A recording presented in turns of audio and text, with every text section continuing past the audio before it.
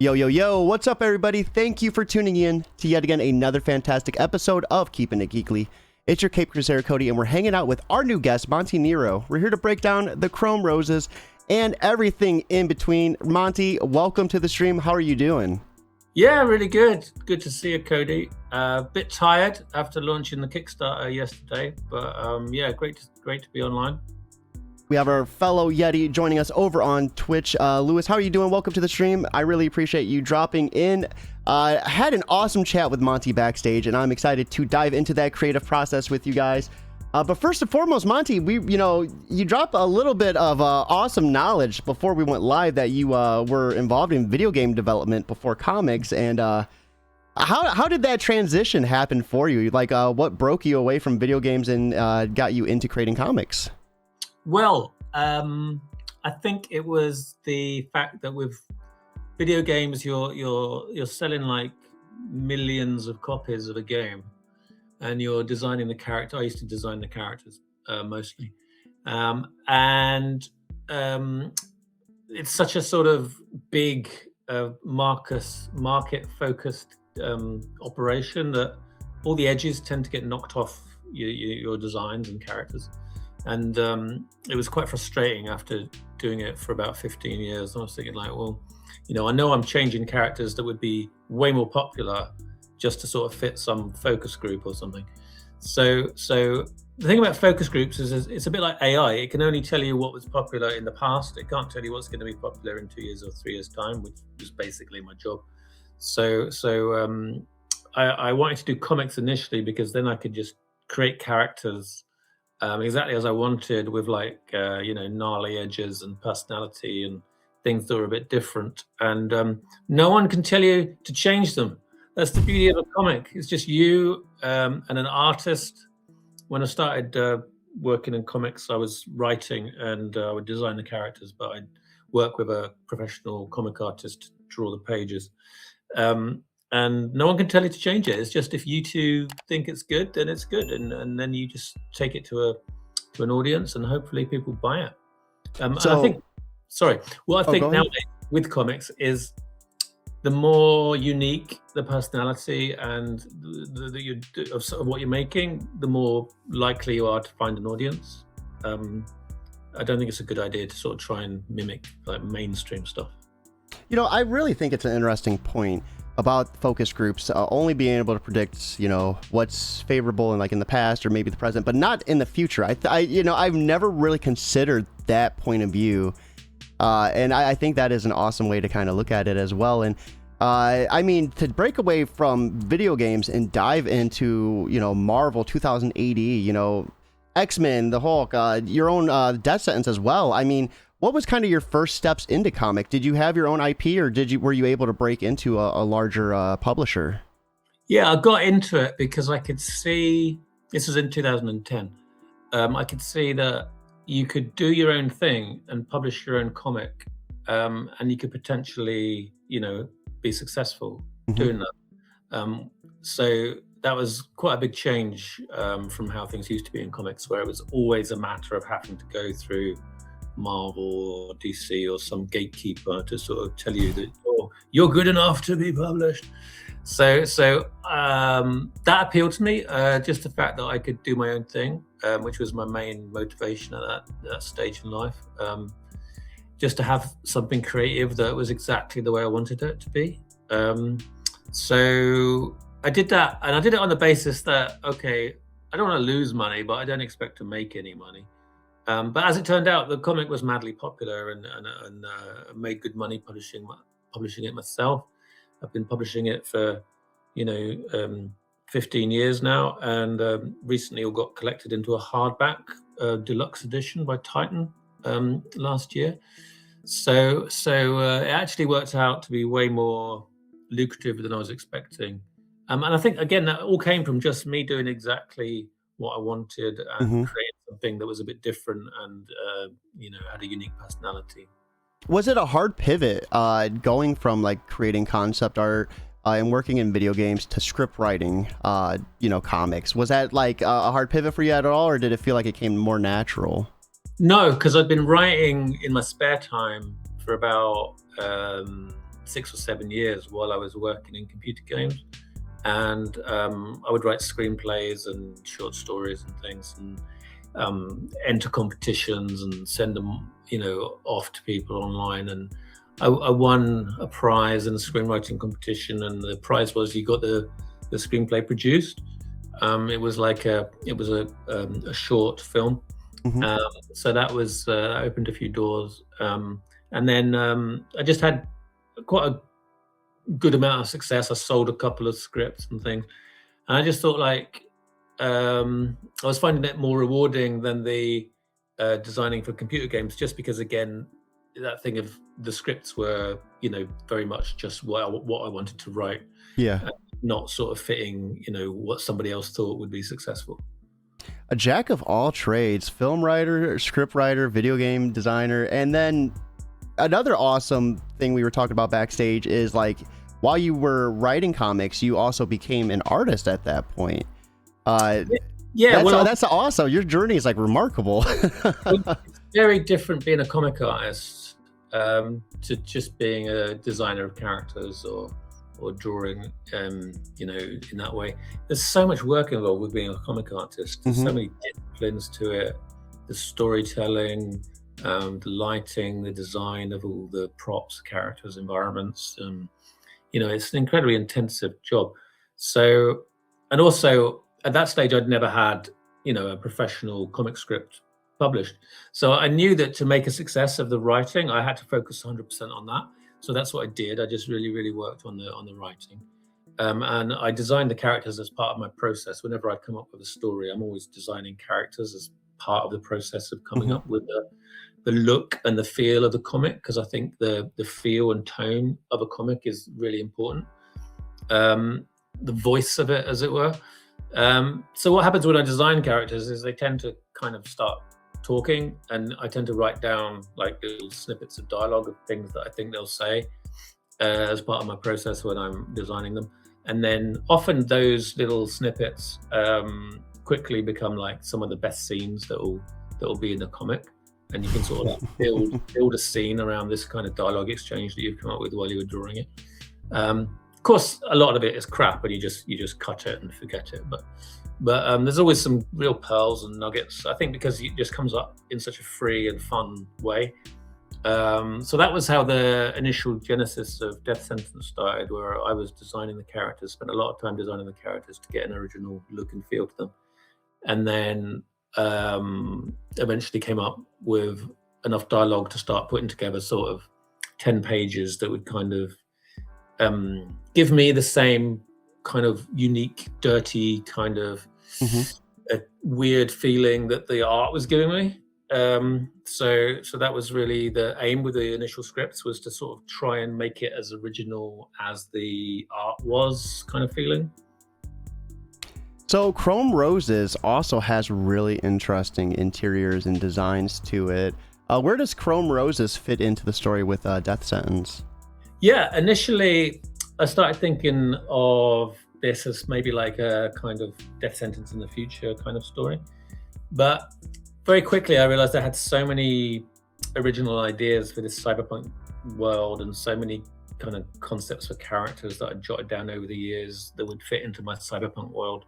And also the other thing that happened was that I realized that cyberpunk was no longer this futuristic thing that we had to imagine. Cyberpunk is actually happening now. So a lot of the challenges and themes of cyberpunk to do with, how online algorithms and AI kind of order our lives and change the way we interact with each other, change the way we think, talk, make love, change the way we vote. There's a lot of kind of issues at the moment with like online oppression, and all these kind of cyberpunk themes are no longer some sort of futuristic kind of imagining. They're very much things that challenge us every day. So I realized that the central themes of my cyberpunk story were actually very relevant to like day-to-day life. So that was quite scary. And then the other thing is I really leaned into, because I loved cyberpunk in my 20s, and then I kind of went off it a bit because I thought like, oh, it's very dated, But then I realized that actually, no, the 80s-ness of it, which is something I love about cyberpunk, because I love the sort of original kind of Gibson, Neil Stevenson kind of 80s kind of vibe. The 80s-ness of it is actually part of the magic of it. So I really lean hard into the 80s kind of tech and the sort of chunky tech and the cables and things as part of the biotech cyber world that I'm inventing. There's a lot of biotechnology as well, so it's like a lot of this stuff is like living, but it looks quite sort of 80s in the way it kind of interfaces with the humans. So yeah, it just gave me a really fun kind of visual style and theme to kind of lean into heavily that I really enjoyed. So it's almost like the cyberpunk future that I'm imagined is like an alternative world rather than necessarily like a futuristic world.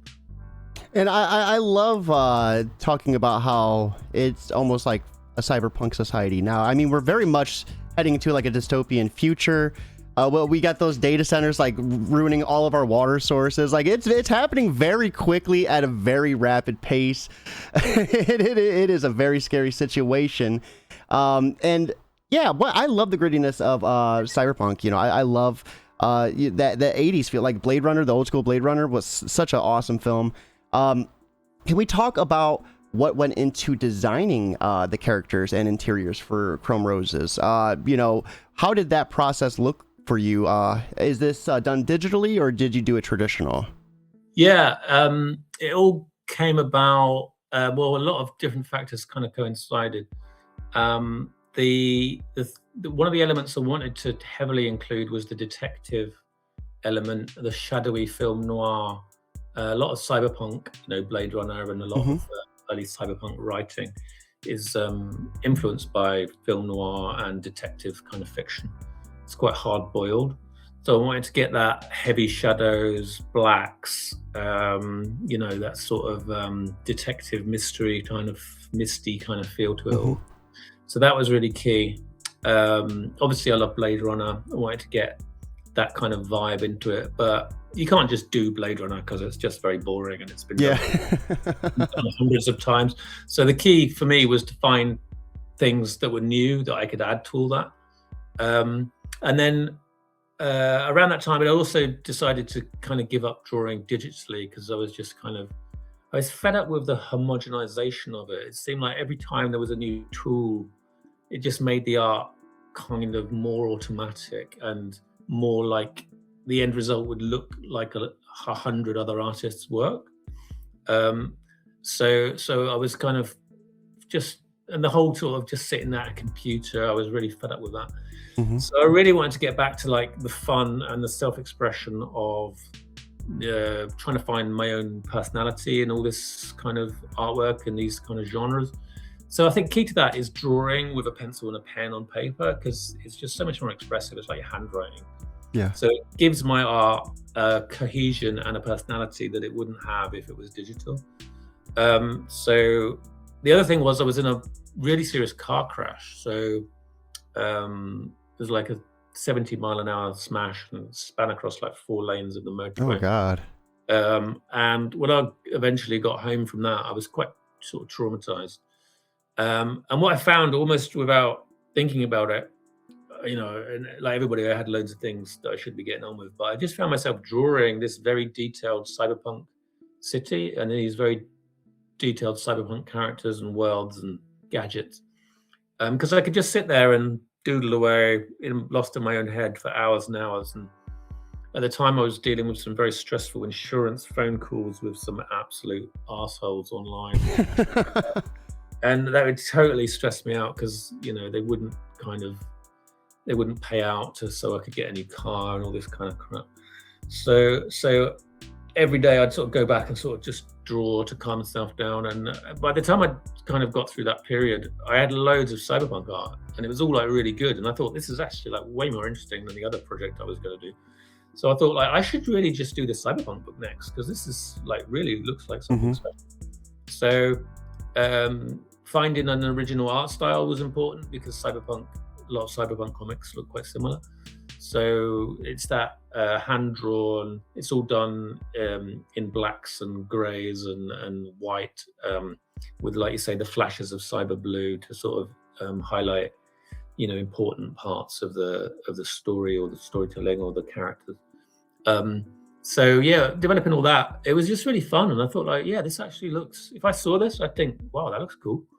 So that's really what you're always looking for when you try and launch a comic, is like original themes, original story, original art style, and then maybe you can get some traction with it if you sort of offer it to people. Hopefully you made that insurance company like a villain of some sort in this story, or something. Yeah, I could do at some point in the future, but I just try to forget about them. I think it's important when someone's pissing you off, you don't want to let them affect you positively or negatively. You just want to basically forget it. So, I mean, that sounded a lot like maybe healing, drawing was like kind of like your healing process for a big chunk of your recovery. Did a lot of that artwork or designs make it into Chrome Roses, or was it just kind of like the basic concept of it? Yeah, absolutely. I'm not fast enough to draw anything that I can't use. So, and also because I write, I know what the scene is, I know what the locale is, I know what needs to happen. So, if I'm doodling, it very quickly becomes, oh, that could be this scene, or that could be this location, or that could be this. So I'd say pretty much everything that I drew was in the comic, and that's really just because, like I say, I'm not fast enough to draw things that I don't use. And then writing, like I say, I was very comfortable writing at that point because I've been writing comics professionally for 10 years or something. So it was the script. I think I'm better at writing than I am at art, but the thing about making a comic is the artwork and the lettering is like 80% of the actual labor. So that's mostly how I've been spending my time. But it has been very therapeutic and it has been very fun. And I think that fun and that energy and excitement that I have with it comes across in the pages. Yeah, absolutely. And speaking of pages, we have the opportunity to check them out over on the Kickstarter. So let's go ahead and pull it up, check out the interiors, and see what all the hype is about. Everyone that is watching, be sure to check it out with us. Right here is a link for you to pop up. If you're able to back, we would love to see that. But simply pulling this up on Facebook, Twitter, and sharing it anywhere you can helps tremendously. Word of mouth is 100% free. It costs you nothing to do. So we're looking at a giant-sized reprint of the Cyberpunk books 1 and 2. Can you tell us a little bit about the story? Like, what's happening in this world? Okay, so you've got Teo here, who's a sort of mysterious vigilante. And you've got Kramm, who's the main detective in the case. And he's investigating some kind of weird zero gravity sex murders that happen in the city. And while he's there, he encounters Teo and considers her a suspect and gives chase. And then their kind of worlds collide and their world vision collide because they're on different sides of, the way this world is kind of ordered. And it's kind of like, then it becomes like a cat and mouse investigation where they're both kind of working on the same thing, but from different angles. And it's like whether they can trust each other and all that kind of good stuff. So there's a lot of detective elements. There's a lot of murder mystery. And then there's a lot of kind of dynamic, panoramic, widescreen action, just because as an artist, I can't really do anything about it. But the one thing I'm good at is doing perspective and drawing dynamic action. So there's just a lot of that in the book. I really love this page in particular. This gives me such like a Fifth Element vibe, like that, like the initial part where you just see everything zooming and all like the traffic. Like it is such just an in-depth, detailed like background and city. I love this. This is awesome. Thanks. Yeah, there's some videos of me drawing that and airbrushing that, online on my various channels and stuff. It's kind of interesting because the city, I'm always trying to make it look more original, and I haven't quite got to where I want it to be yet, but obviously I appreciate that it looks cool. But I still want to sort of push it kind of further, which is what I'm trying to do in the next chapter, the next book. So yeah, there's always a new kind of paradigm that you're trying to sort of reach when it comes to sort of designing and drawing your own cyberpunk world. Great thing about it is no one can tell you that you're doing it wrong, because it's your imagination and your future. There's no reference needed. It's just sort of like drawing and doodling and doing all these kind of dynamic action set pieces within the context of like a really solid kind of rewarding story. And so I love how huge it is too. Holy crap. Yeah. So that's the giant size next to a regular US format book. So you can see just how it's really immersive. I mean, I originally printed these giant sized issues just as like a sort of novelty, just to sort of, offer something as a sort of reward to people that would be cool.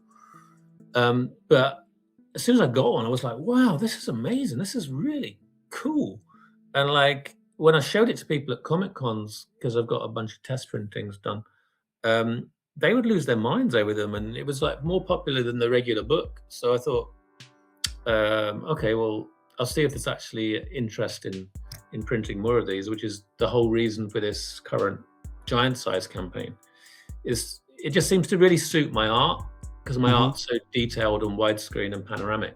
I mean, I should say there are other things that I'm not so good at drawing. I'm not the world's greatest comic artist or anything, but there's definitely strengths to my art and a uniqueness to it and a personality that are really exciting. And I get very excited when I read it and when I draw it, and the readers who like this stuff get very excited about it too. So hopefully it's very rewarding for people to dive into as a world. Yeah, I mean, you were talking about perspective and everything. This city looks so real and lived in and functioning. And I think, a lot of times when you see cities and things of this nature, it feels like static. But it feels real. And I think you really nailed it. Thank you. Yeah, I'm imaginative, obviously, but I try and think through everything like kind of as a process. Like, okay, so how do the buildings get built? How do they get maintained? How is the sort of energy provided? How is the waste disposed of? And if you think about every element of it like that, then you start to just draw imaginative versions of things that kind of generate a credible kind of environment. So it's quite fun. Yeah, it's quite rewarding to do.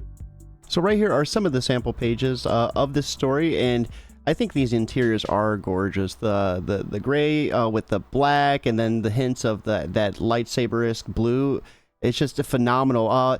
Was there any special symbolism behind the color choice for this, or was it just like what amplified everything a little bit better? I guess ultimately it was just that I thought this was the coolest highlight color.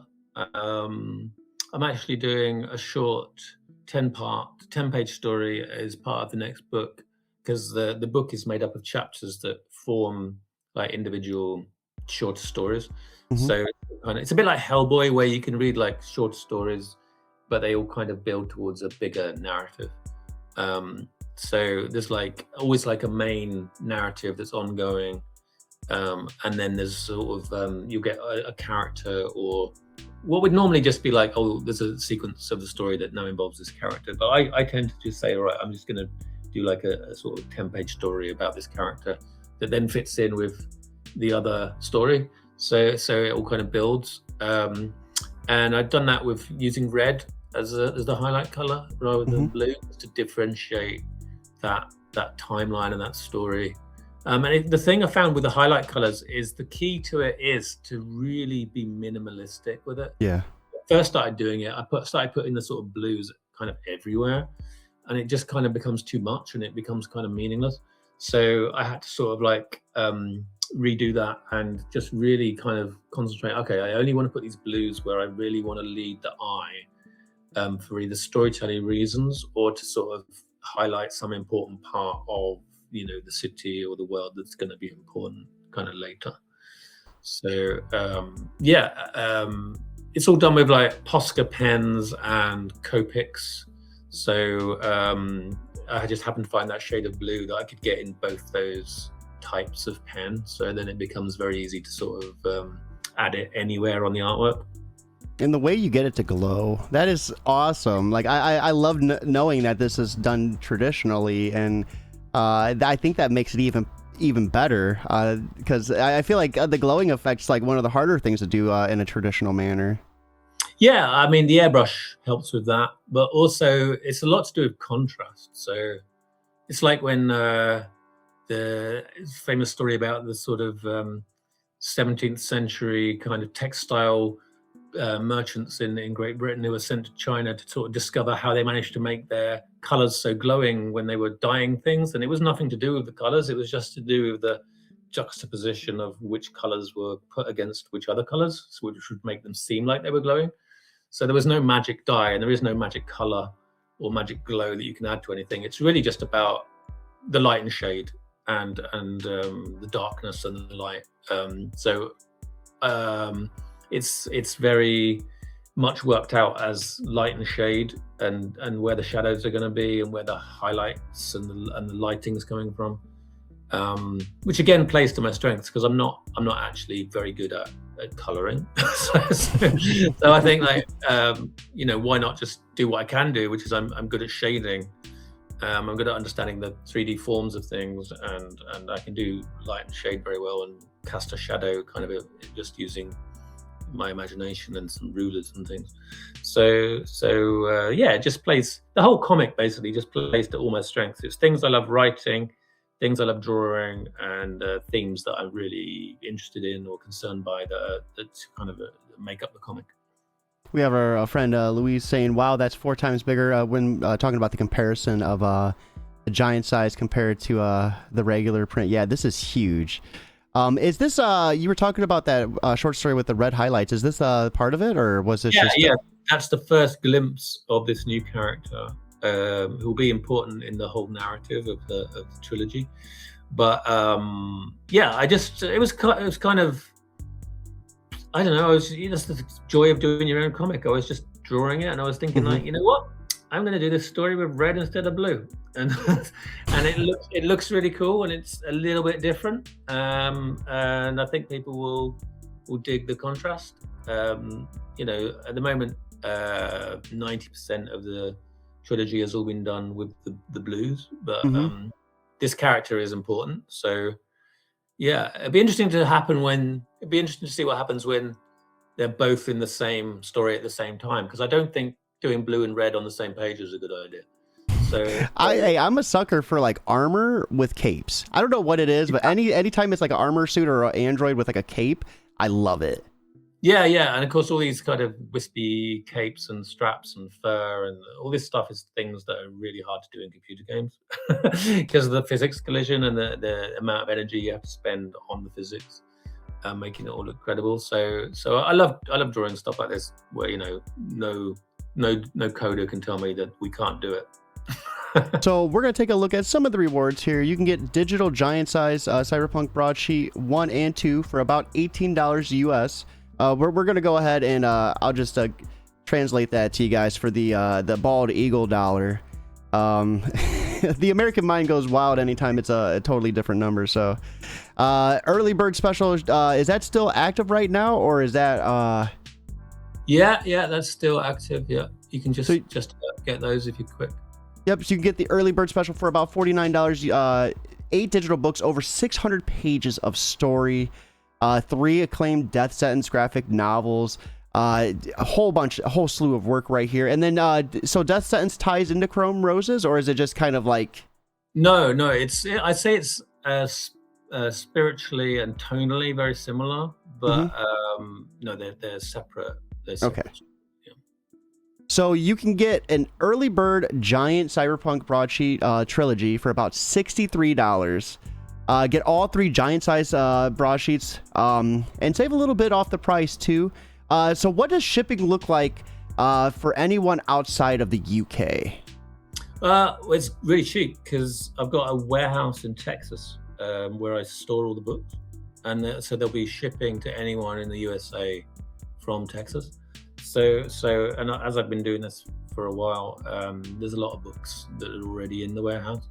So, and then the Texas warehouse, they also tend to do a lot of the world. It just works out like what is the cheapest. If you're not in the USA or the UK, it's basically local rates because I've got a warehouse in the UK and I've got a warehouse in Texas. But then if you're anywhere else around the world, it's like, okay, so what is the cheapest postage to your I gotcha. and that's what I'll charge you. So yeah, it works out pretty good for everybody. And then of course, if you really don't want to pay postage, there's quite a few digital options as well. And all those digital options will be located right up here. I mean, awesome prices for them too. About $10 for the PDF.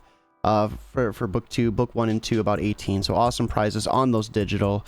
We have the early 6 books, broadsheet and prestige, about $114. So you get all 3 giant size books in prestige format. So is this going to be like hardcover, or what does that look like? Yeah, the prestige is like a really nice, solid book. It reminds me of the old sort of the albums that I used to first read like Mobius in the sort of the French albums, or things like that. So and there's different formats for that. One of them has got like a lot of silver foil, and it looks very cyberpunky. So you kind of like really catches the light really nicely when you're. Oh, hold on, I've got it here. So here, let me. This is the silver foil on the. Oh yeah, that's gorgeous. Yeah, so it really just suits the artwork, having it in that style. And like my initial vision was to have it all, just with the blues. But of course, people like color as well. So there's a color cover version and things like that. So we have the clean sweep, about $211. So you get everything listed above on this page. 9 graphic novels and 7 beautiful print books. All 3 giant size cyberpunk specials, plus all 3 Chrome Rose books. Awesome deal on that. And then we also have an original page. So Haunted by Relics original page. Is this just a set page from the book, or do they have a page that they can choose from? There are still pages left. The pages have been going very quick since I launched the project yesterday. So it's a 14-day campaign. Basically, as soon as you launch it, it says 13 days because that's the way they count these things. And then, so it's quite a quick campaign. And then I put up a bunch of pages initially as either add-ons or as like separate rewards, and a lot of them went quite quickly. So this page that's still Haunted by Relics I think is one of the best pages. It's one of the key pages. One of the pages where I was really trying to nail that kind of very black, heavy black kind of noir style, because I wanted to get the noodly kind of detail. But also I wanted like heavy blacks. And he's sort of like, well, how do I reconcile those two things? So this was kind of a really key page in figuring that out, and the design of the main character there, Kramm. So yeah, it's one of my favorite pages, and a lot of these pages I really prefer to hold on to them because I love them so much. But if people, I mean, I've got to basically raise funds to make the books. So I understand that if people want to buy them, that's awesome. It's great if it goes to a good home of someone that really loves this stuff as much as I do. And I really love like the silhouette too. Like just like you have the black outline right here on the border, but then the silhouette of the main character I thought it was awesome. It was what grabbed me the most when I first saw it. Yeah, that's very much how I work is as a character designer, but also as a storyteller. That sort of Mike Mignola thing of thinking always in terms of bold black and kind of white elements and shapes. And then, like I say, then working all the sort of detail of this cyber world that I want to draw into that without destroying it. It's actually quite a difficult balance because, Mignola does not do noodly detail.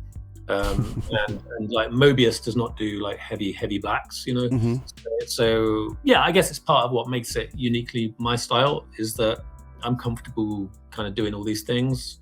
I really like throwing shadows around and highlights and rim lights and all that kind of stuff. I'm much better at doing that than coloring things. So it just plays to my strengths and my weaknesses.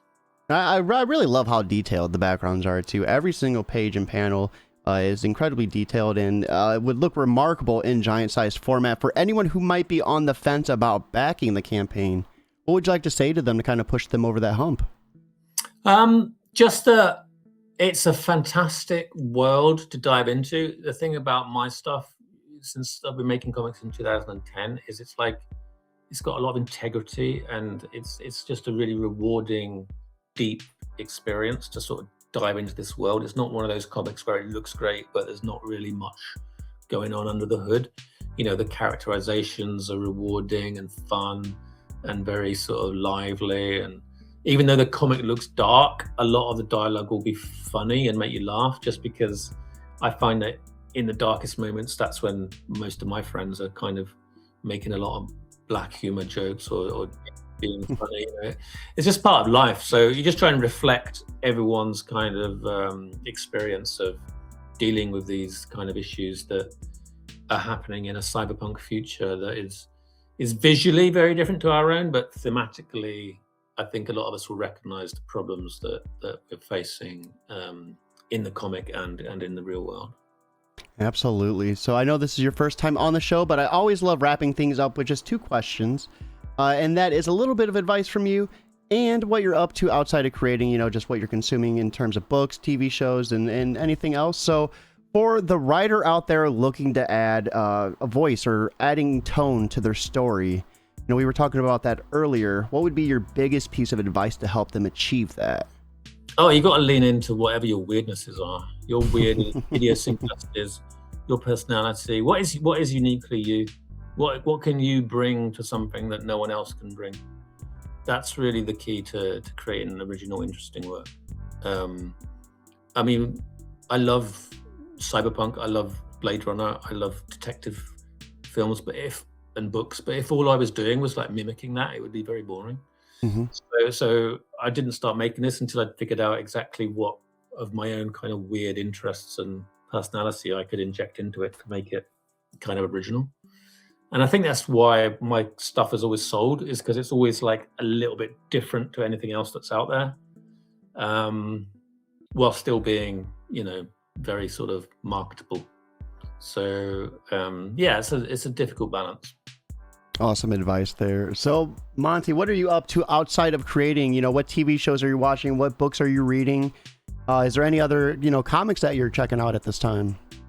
Well, most of the time that I've been making this, I've been like very much immersed in cyberpunk, you know, films, music, books. But recently, I guess because I'm just so locked into drawing this, I'm sort of about, you know, halfway through it at the moment, the trilogy. So I've been like picking up some new stuff, some different stuff that I haven't read before.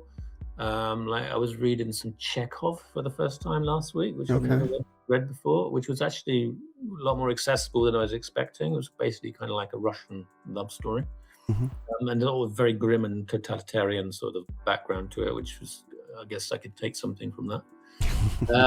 And then I was reading some John Updike, which I've never read before, which was really good. And then yeah, just reading some of the classic kind of books that I've never really got around to. And I guess if I don't read them now, I never will. Yeah, I feel that all the time. It's like if you don't make the time to do this now, there might not be more time later on to accomplish that. And with that being said, there might not be enough time for you to back this. You guys only have, what, like 12 days? Get your backs in. What are you doing? Share this with your friends, your family. It is an awesome book. Those preview pages are gorgeous, and the interiors deserve that supersized look. So Monty put a lot of work into this, and help him bring this to your doorstep by backing today. Share it with your friends and family. Word of mouth is 100% free. Monty, thank you so much for swinging by and hanging out with us. This was an awesome show. I'm excited that we had a chance to dive into this and your creative process. And I hope we can get you back on in the future. Everyone else watching, I hope you all have a lovely Wednesday, but most importantly, keep it geekly.